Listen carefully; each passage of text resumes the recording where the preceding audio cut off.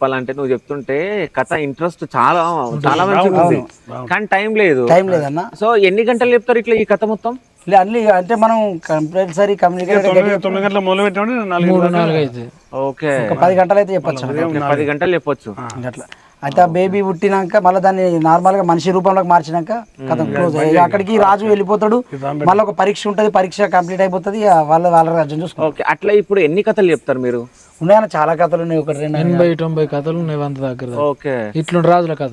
So అంటే ఎల్లమ్మ కథలు చెప్తారు, మల్లన్న కథలు చెప్తారు, వీరప్ప కథలు చెప్తారు, చనిపోయినప్పుడు వాళ్ళ పైన చెప్తారు, అవునా? అయితే నాకు ఇంకో విషయం ఏంటంటే ఇప్పుడు మీరు ఒగ్గోళ్ళు కదా, ఆ ఒగ్గు కథది ఈ ఎల్లమ్మకి చేసేటప్పుడు ఒక మేకని ఇట్లా పండ పెడతారు కదా, జోలా కొట్టి అది పండుకుంటది, అది పడుకుంటది. ఎట్లా పండ పెడతారు దాన్ని? వండ పెడతాం అన్న. అంటే మీ దగ్గర ఏముంటది, మన మంత్రం ఉంటదా? మంత్రం ఏం లేదు, దేవుని నమ్ముకున్న సాధననే అన్నారు. దేవుని నమ్ముకున్న బండారు పుట్టు పెడతాం. ఇప్పుడు అంటే మల్లన్న కథలు చెప్తారు, ఎల్లమ్మ కథలు చెప్తారు, దాని తర్వాత పూజలు చేస్తారు, అన్ని పట్నాలు మీరు అన్ని పట్నాలు అవన్నీ చేస్తారు కదా.